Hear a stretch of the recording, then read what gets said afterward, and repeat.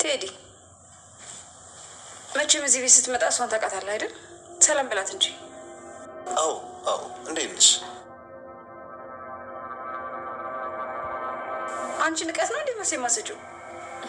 ደህና ነኝ አልኩት እኮ ስላልሰማችሁ። ቆይ ከዚህ በፊት እኔና እሱ ለብቻችን አይተን ታውቃለች እንዴ?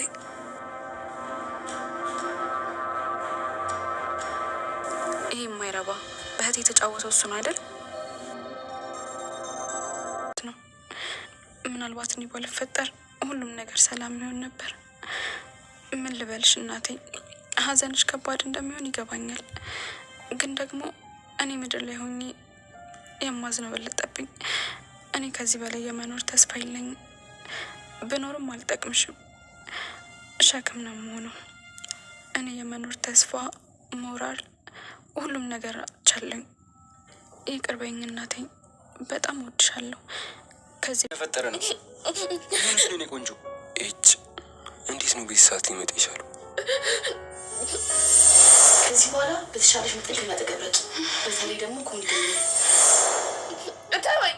እሺ ሲጀመር ለመጣ በቃ ተውኝ፣ ውጣልኝ። እንዴ ምን ሆነሻል? እኔ ነኝ እንዲያናደድኩሽ? አንተ አይደለም ግን ከአዶኒ ጋር እያወራን ነው ያቋረጥከን። ምን እሱን ያስለቀሰሽ? አይደለም ቤሉል ከፍቶኝ ነበር። በቃ እሱ ደግሞ በማጽናናት ግዴታውን እየተወጣ ነው።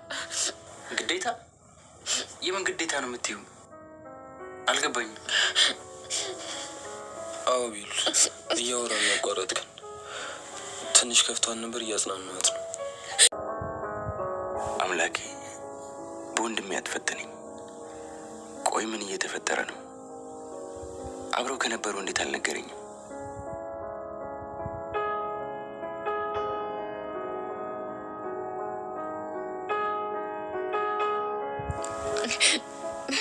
ከልብሽ ነው? እኔ ከጎንሽ ሆኜ እንዳጽናናሽ ትፈልጊያለሽ? አልፈልግም፣ ማናችንም አልፈልግም። አንተ ሙጣልኝ በቃ። ለብቻዬ መሆን ነው የምፈልገው። እንዴ ምን ሆነሻል? አሁን ላወራ እፈልጋለሁ አላልሽኝም እንዴ? አዎ ግን ቤሉል እንዲወጣ ብዬ ነበር። እሱ ደግሞ ወጥቷል። ስለዚህ አንተ ሙጣልኝ በቃ።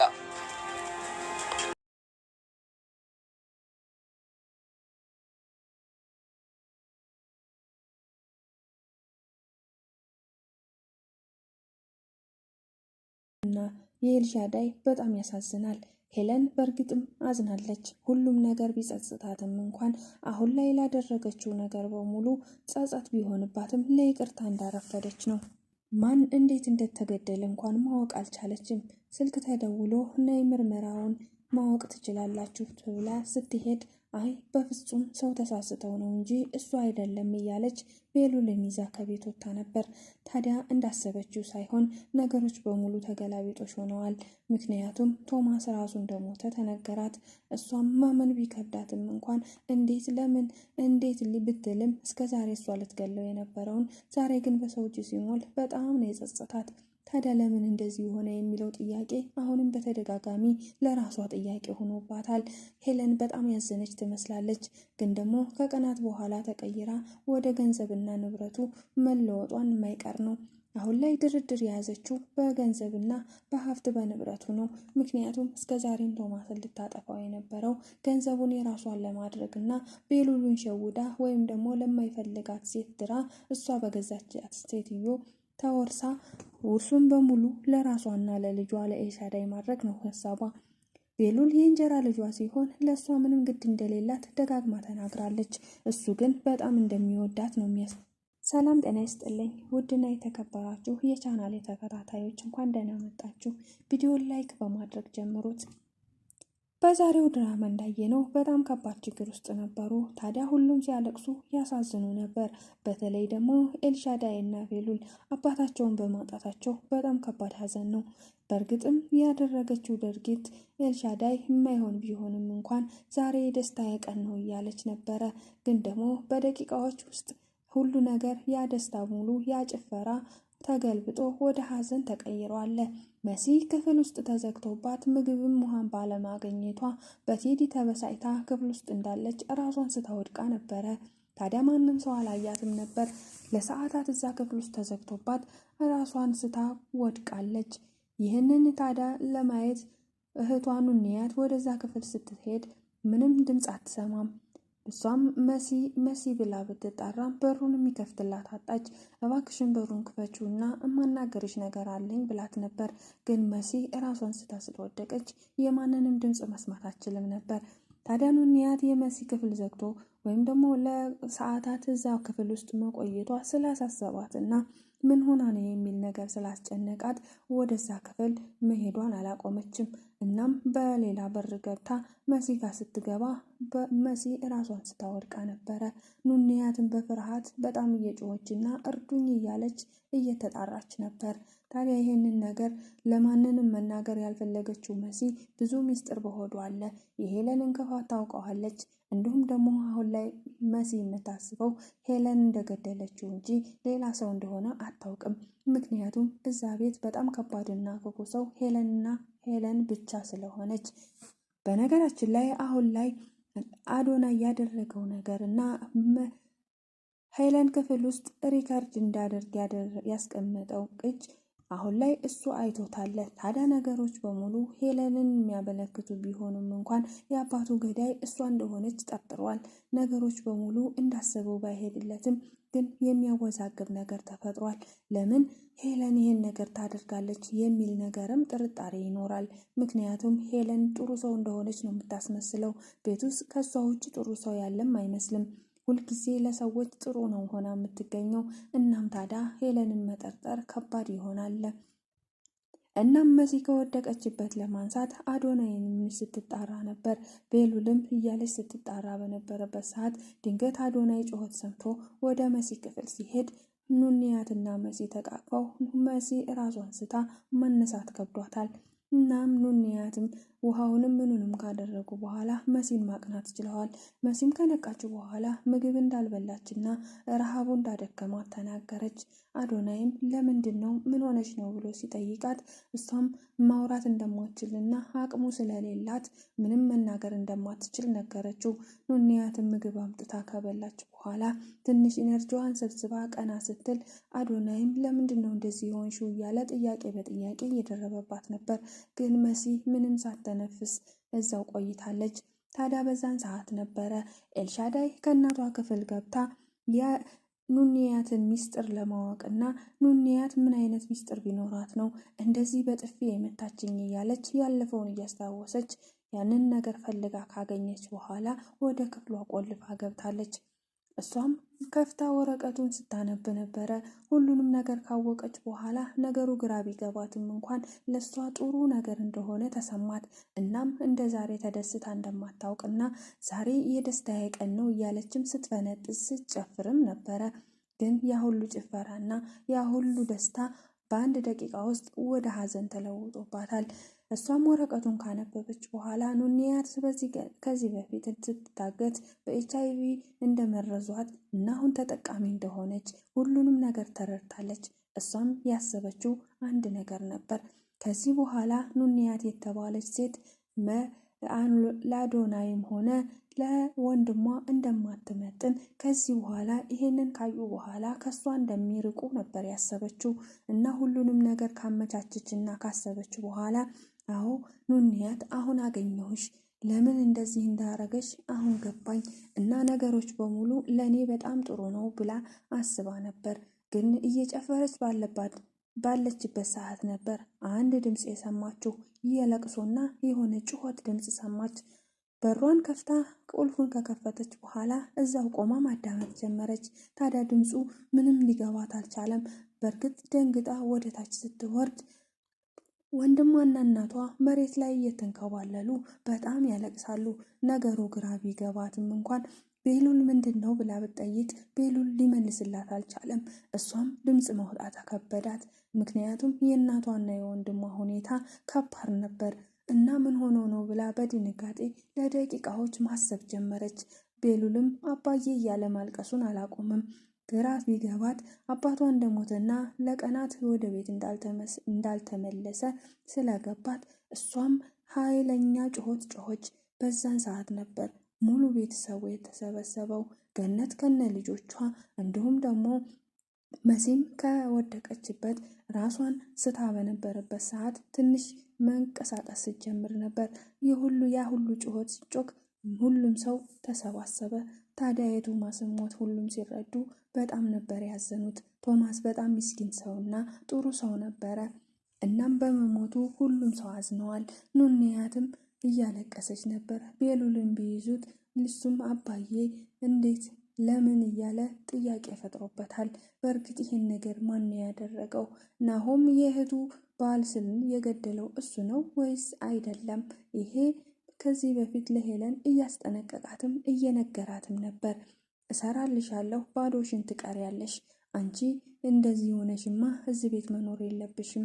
የእህቴን ህልም ሁሉ እኔ ያሳካዋለሁ እያለ ናሆም ሲዝትባት ነበር። የሄለንን ተንኮለኝነትና ሴረኝነት ናሆም ጠንቅቆ ያውቃል፣ ግን ለማንም አልተናገረም። ታዲያ ቶማስም የሄለንን ንጹህነትና ሄለን ምርጥ አፍቃሪ እንዲሁም ደግሞ ጥሩ ሰው እንደሆነች ነው የሚያስበው።